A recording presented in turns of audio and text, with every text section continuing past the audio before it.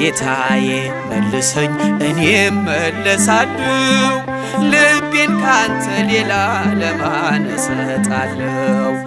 አይኖች የሚሞሉ የጸጸትን እንባ ደግሞም ተመልሼ ወደ እቅፍ ልግባ ደግሞም ተመልሼ ወደ ቤት ልግባ።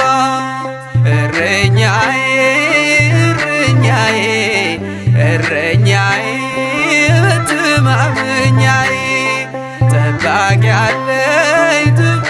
አለኝ ክርስቶስ መቼም የማይተወኝ።